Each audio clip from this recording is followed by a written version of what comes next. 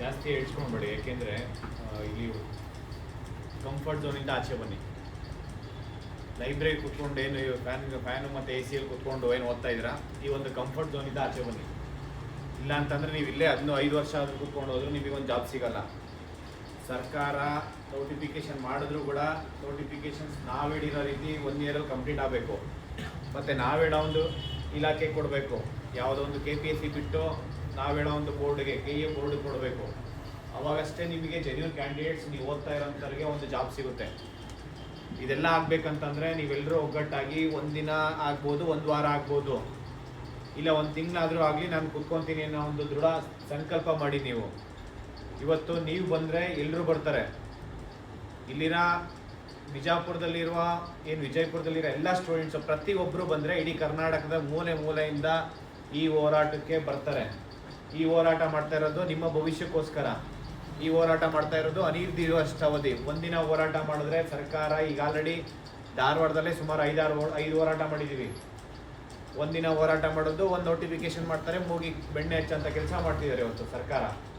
ಈ ಹೋರಾಟ ಪ್ರತಿಯೊಂದು ಇಲಾಖೆಯಿಂದ, ಪೊಲೀಸ್ ಇಲಾಖೆಯಿಂದ PC PSI ಎಲ್ಲ ಡಿಪಾರ್ಟ್ಮೆಂಟು, ಮತ್ತು ಟೀಚರ್ ವೇಕೆನ್ಸಿ ಸುಮಾರು 80,000 ಖಾಲಿ ಹುದ್ದೆ ಇದೆ. PSTR HSTR GPSTR PU lecturer, assistant professor, ಮತ್ತು ದೈಹಿಕ ಶಿಕ್ಷಕರು, ಸಂಗೀತ ಟೀಚರು, ಕಂಪ್ಯೂಟರ್ ಟೀಚರ್ಸು ಎಲ್ಲರೂ ನೋಟಿಫಿಕೇಷನ್ ಆಗಬೇಕು. ಮತ್ತು ಕೋರ್ಟಲ್ಲೂ ಅಷ್ಟೇ ಸ್ಟಾಫ್ ನರ್ಸ್ ಇರ್ಬೋದು, ಟೈಪಿಸ್ಟ್ ಇರ್ಬೋದು, ಆರೋಗ್ಯ ಇಲಾಖೆಯಲ್ಲಿ ಡಾಕ್ಟರ್ಸ್ ಇರ್ಬೋದು, ಒಂದು ನರ್ಸ್ ಇರ್ಬೋದು, ಅಲ್ಲಿರೋಂಥ ಸ್ಟಾಫ್ ಸುಮಾರು 38,000 ಖಾಲಿ ಹುದ್ದೆ ಇದೆ. ಪ್ರತಿಯೊಂದು ಇಲಾಖೆಯಿಂದ ನೋಟಿಫಿಕೇಷನ್ ಆಗಬೇಕು ಅಂತಂದರೆ ಇದೇ ತಿಂಗಳು ಅಂದರೆ 21ನೇ ತಾರೀಕು ಮಂಗಳವಾರ, ಏಪ್ರಿಲ್ 21 ಮಂಗಳವಾರ ಶಿವಾಜಿ ವೃತ್ತದಿಂದ ನಾವು ಪಾದಯಾತ್ರೆ ಸ್ಟಾರ್ಟ್ ಮಾಡಿದ್ರೆ ದರ್ಬಾರ್ ಮೈದಾನದಲ್ಲಿ ಅನಿರ್ದಿಷ್ಟಾವಧಿ ಪ್ರತಿಭಟನೆ ಮಾಡ್ತಾ ಇದ್ದೀವಿ.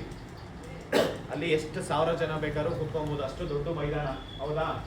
ನೀವು ಇಲ್ಲೇನು ಓದ್ತಾ ಇದ್ದೀರಾ ಅಲ್ಲೇ ಅನಿರ್ದಿಷ್ಟಾವಧಿ ಹೋರಾಟ. ಈ ಒಂದು ಹೋರಾಟದ ನೇತೃತ್ವ ಮಾಜಿ ಕೇಂದ್ರ ಸಚಿವರಾದಂಥ ಮತ್ತು ಈಗ ವಿಜಯನಗರ ಶಾಸಕರಾದಂತಹ ಯತ್ನಾಳ್ ಪಾಟೀಲ್ ಸರ್ ಅವ್ರ ನೇತೃತ್ವದಲ್ಲಿ ಹೋರಾಟ ಮಾಡ್ತಾ ಇರುವಂಥದ್ದು.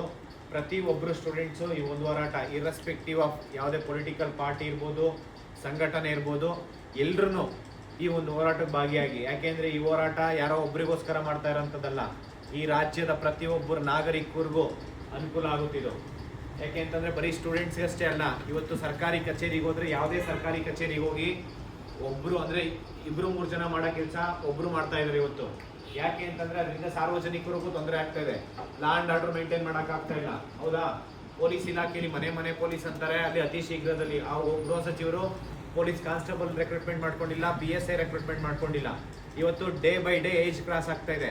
ನಿಮಗೆ ಸೋಷಿಯಲ್ ಬರ್ಡನ್ನು, ಫೈನಾನ್ಷಿಯಲ್ ಬರ್ಡನ್ನು, ಮತ್ತು ಈ ಒಂದು ಸೊಸೈಟಿಯಲ್ಲಿ ನಿಮ್ಮನ್ನು ನೋಡಿದಷ್ಟು ನೀವೇನೋ ಒಂಥರ ಟೆರರಿಸ್ಟ್ ನೋಡ್ತಾ ಇದ್ದಾರೆ ನಿಮ್ಮ ಫ್ಯಾಮಿಲಿ, ನಿಮ್ಮ ಕುಟುಂಬದವರು. ಏನಪ್ಪ ಇವನೊಂದು ಜಾಬ್ ತೊಗೊಂಡಿಲ್ಲ, ಏನು ಓದ್ತಾ ಇದ್ದಾನೆ ಅಂತ. ಹೌದಾ ಇಲ್ವಾ? ನೀವು 5 ವರ್ಷ ಹಿಂಗೆ ಓದ್ತಾ ಇದ್ರೆ ನೀವು ನೆಕ್ಸ್ಟ್ ಏನು ಗೊತ್ತಾ, ಓದಿ ಏನಾಗ್ಬಿಡುತ್ತೆ ಅಂದರೆ ಈ ನಾಲೆಡ್ಜ್ ಬೇರೆ ಎಲ್ಲೂ ಯೂಸ್ ಆಗಲ್ಲ.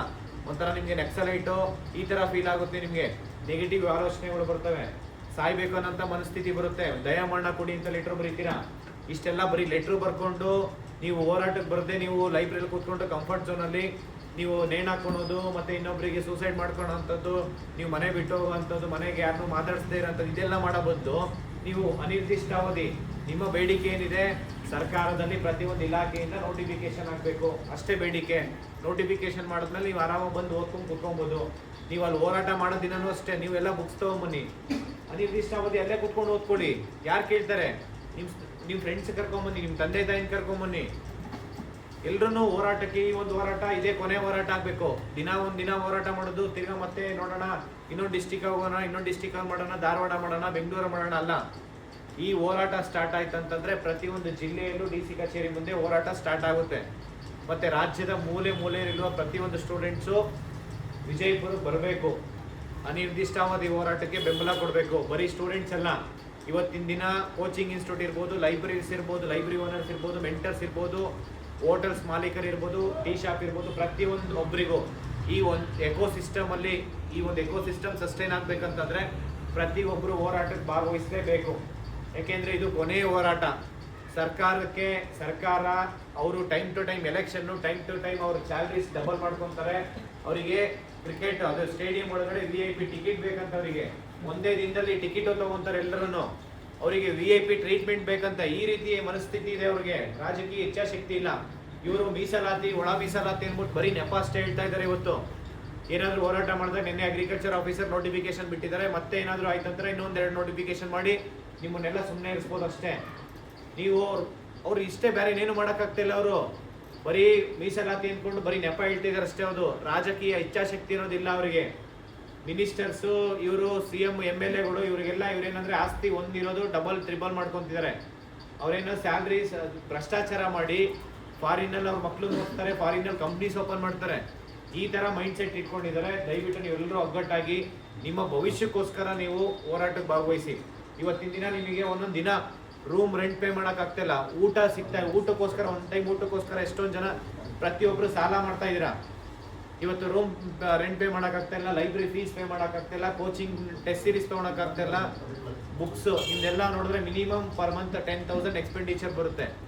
ಇದನ್ನ ನಿಮ್ಮ ಕೈಯಲ್ಲಿ ಬರ್ಸಕ್ಕಾಗ್ತಾ ಇಲ್ಲ. ನಿಮ್ಮ ತಂದೆ ತಾಯಿ ಎಷ್ಟು ವರ್ಷ ಅಂತ ನಿಮ್ಮ ತಂದೆ ತಾಯಿನ ಒಂದ್ಸತಿ ನೆನೆಸ್ಕೊಳ್ಳಿ. ಅವ್ರು ಎಷ್ಟು ಕಷ್ಟಪಟ್ಟು ನಿಮಗೆ ದುಡ್ಡು ಕಳಿಸ್ತಾ ಇದ್ದಾರೆ ಅಂತ ಹೇಳಿ. ಹೌದಾ ಇಲ್ವಾ? ಏನು ಫ್ರೀ ಆಗಿದ್ದು ಆಗ್ತಿದ್ಯಾ? ಅವ್ರು ಕಷ್ಟಪಟ್ಟು ಬಿಡ್ತಾ ಇಲ್ವಾ? ಅವ್ರು ಎಷ್ಟೇ ಕಷ್ಟ ಇದ್ರು ನಿಮಗೆ ಟೈಮ್ ಟು ಟೈಮ್ ದುಡ್ಡು ಕಳಿಸ್ತಾ ಇದೆ. ಅರ್ಥ ಮಾಡ್ಕೊಳ್ಳಿ. ನಿಮ್ಮ ಪೇರೆಂಟ್ಸ್ ಇರ್ಬೋದು, ಎಲ್ರಿಗೂ ಈ ಹೋರಾಟ ಅನಿರ್ದಿಷ್ಟಾವಧಿ ಹೋರಾಟ. ಎಲ್ರೂ ನೀವು ಒಂದು ಡಿಸಿಪ್ಲಿನ್ ಮೇಂಟೈನ್ ಮಾಡಿ. ಒಂದು ಎಕ್ಸಾಮ್ ಬರೀಬೇಕಂತಂದ್ರೆ 5,000 ಖರ್ಚು ಮಾಡಿಕೊಂಡು ಎಲ್ಲೇ ಇರಲಿ, ಯಾವುದೇ ಡಿಸ್ಟಿಕಲ್ಲಿ ಇದ್ರೂ ಹೋಗಿ ಎಕ್ಸಾಮ್ ಸೆಂಟರ್ಗೆ ಹೋಗಿ ಎಕ್ಸಾಮ್ ಬರ್ಬಿಟ್ಟು ಬರ್ತೀರಾ? ಬರೀತೀರಲ್ವಾ? ದುಡ್ಡು ಖರ್ಚು ಮಾಡಿಕೊಂಡು.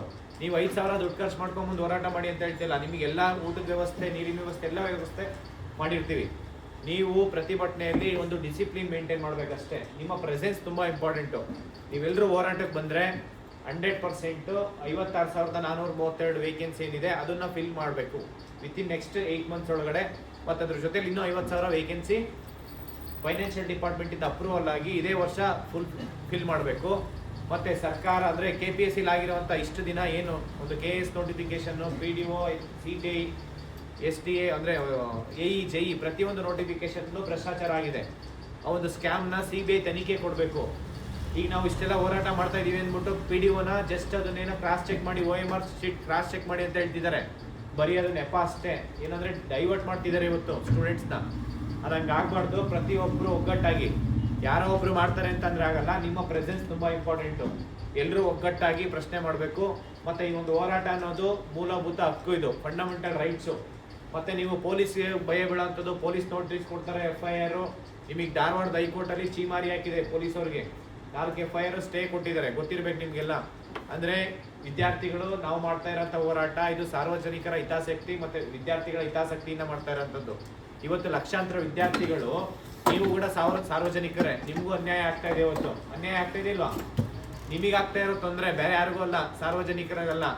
ಹಂಗಾಗಿ ಎಲ್ಲರೂ ಎಚ್ಚೆತ್ಕೊಳ್ಳಿ. ಯಾವುದೇ FIR ಆಗಿರ್ಬೋದು, ಪೊಲೀಸಿಂದ ನೀವು ನೋಟಿಫಿಕೇಶನ್ ಮಾಡಿರೋದ್ರಿಂದನೇ ಇವತ್ತು ಅವ್ರು ಪೊಲೀಸ್ ಆಗಿರೋದು.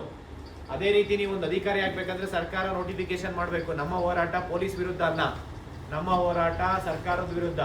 ನಮ್ಮ ಹೋರಾಟ ಯಾವುದೋ ವ್ಯಕ್ತಿ MLA, ಕಾರ್ಪೊರೇಟು ಮತ್ತು ಮಿನಿಸ್ಟರ್ ವಿರುದ್ಧ ಅಲ್ಲ. ನಮ್ಮ ಹೋರಾಟ ಪ್ಯೂರ್ಲಿ ಸರ್ಕಾರಕ್ಕೆ ನಾವು ಪ್ರಶ್ನೆ ಮಾಡ್ತಾ ಇರೋಂಥದ್ದು. ಪ್ರತಿ ಒಬ್ಬರನ್ನು ಪ್ರಶ್ನೆ ಮಾಡಿ ಈ ನಮ್ಮ ಒಂದು ಬೇಡಿಕೆ ಏನಿದೆ ಅದು ಈಡೇರೋವರೆಗೂ ನಾವೇನು ಮಾಡಬೇಕು? ಅನಿರ್ದಿಷ್ಟಾವಧಿ ಹೋರಾಟ ಮಾಡಬೇಕು. ಎಲ್ಲರೂ ಒಗ್ಗಟ್ಟಾಗಿ ಪ್ರತಿ ಒಬ್ಬರೂ. ಆಗ್ಬೋದಾ? ಓಕೆನಾ? Thank you so much. ನಮಸ್ಕಾರ. ಎಲ್ಲರೂ ಬರ್ತಿರಲ್ಲ?